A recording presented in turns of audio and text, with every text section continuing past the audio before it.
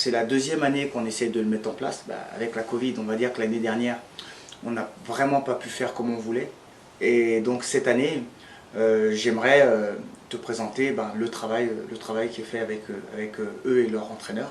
Hey les filles, première des choses, hey, très bien, je suis satisfait de ce que j'ai vu. Petit à petit, vous savez, c'est difficile parce que là, vous n'êtes plus dans un cadre où on vous dit quoi faire à chaque fois. On vous propose un cadre et à l'intérieur de ça, vous êtes libre.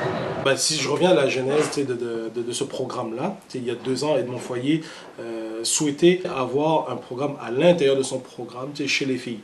En gros, le souhait, c'était de dire, OK, on va essayer de ramener des coachs qui vont être vraiment essentiellement travailler avec le secteur féminin. Avant, on avait des coachs qui mélangeaient toutes les filles avec les garçons, c'était beaucoup de mixtes. Et on a appris avec le temps que petit à petit, on ne peut pas forcément faire travailler les deux sexes ensemble.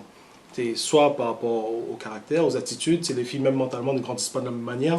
Donc par rapport à ça, on s'est dit, OK, on va essayer de mettre quelque chose en place qui va faire que les filles vont sentir que dans le programme aussi, ça leur appartient.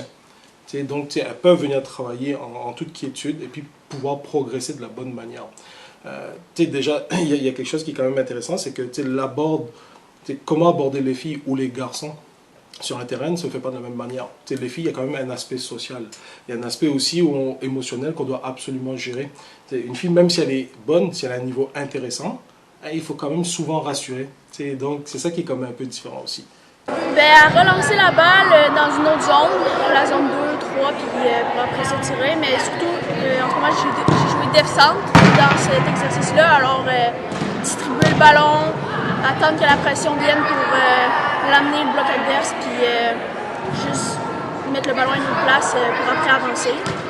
Au début, on dirait qu'on était un peu plus perdu, mais plus que l'exercice avançait, plus que ça allait bien, on se trouvait avec les filles, puis pas mal ça. Dans notre programme, on a plusieurs objectifs. Des objectifs à plusieurs niveaux. C'est déjà le niveau essentiel, l'objectif de base. C'est vraiment éduquer ces jeunes filles-là dans les valeurs éducatives et saines du sport. Donc ça, c'est la priorité. Après, le deuxième point, c'est essayer de prendre un groupe à partir de secondaire 2, parce qu'en secondaire 1, c'est encore du mixte. À partir de secondaire 2, préparer les filles mentalement, cognitivement, tactiquement, techniquement, pour pouvoir participer à la Ligue Excellence. Donc c'est quelque chose qui va être quand même de longue haleine. C'est pas quelque chose qu'on fait en un claquement de doigts dès la première année. C'est quelque chose qui se travaille. Donc dès les filles, dès qu'on les a en secondaire 2, on commence à appliquer un petit peu ce qu'on souhaite techniquement pour arriver jusqu'au secondaire 5, qui elles vont faire cette Ligue Excellence-là. Et la Ligue Excellence, c'est quoi? C'est vraiment le regroupement de plusieurs équipes, de plusieurs sports-études différents dans la province. Donc ça va être un peu ça qu'on va essayer de faire. On n'a pas encore eu la chance d'avoir une équipe féminine pour l'instant. Cette année, c'était la première année pour l'équipe masculine. Donc on s'attend à essayer d'avoir une équipe déjà dès l'année prochaine, qui va être quand même très jeune. On a fait de la progression vers l'avant et joué en appui-soutien. Fait que moi, je suis défenseur central ou défenseur latéral. Donc on apprend surtout à garder le ballon, pas s'en débarrasser, jouer en soutien, puis essayer d'aller trouver la passe latérale.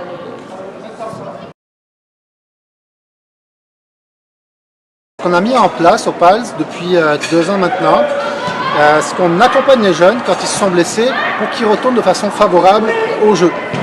Donc il y a plusieurs objectifs à travers ça. Tout d'abord, on ne veut pas que les jeunes restent immobiles, sans rien faire sur le bord du terrain, parce que y a toujours des petites choses à faire. Quand on est blessé par exemple à la cheville, on peut quand même faire du cardio, quand même faire du travail musculaire pour en perdre le moins possible et pour minimiser finalement le temps que ça va nous prendre pour retourner au jeu.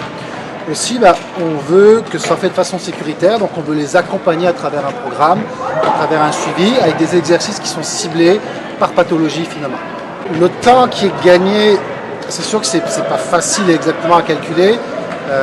Par contre, comme je disais tout à l'heure, c'est sûr que puisqu'on les entretient au maximum de leurs possibilités, le jour où le ou la physio donne son accord pour qu'ils puissent reprendre le jeu, c'est beaucoup plus facile pour eux de retrouver leur niveau, de retrouver le niveau du groupe.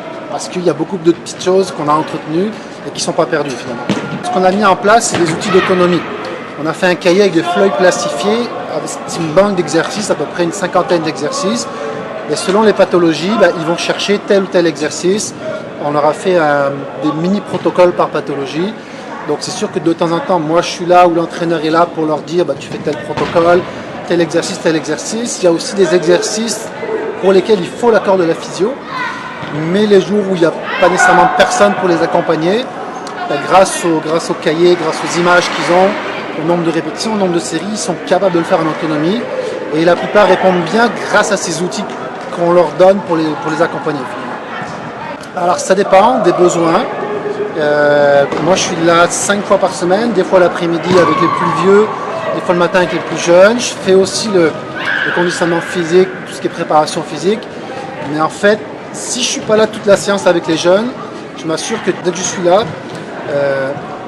je pars leur programme en autonomie, mais au moins je suis là, c'est ça, pour que ça parte de façon dynamique, qu'ils ne soient pas là à se tourner les pauses et tout ça. Donc je les aide à sortir le matériel, je leur dis tu fais tel exercice, à peu près tant de temps, je reviens te voir dans 15-20 minutes. Donc je ne suis pas nécessairement tout le temps avec eux, mais je les aide à partir le programme.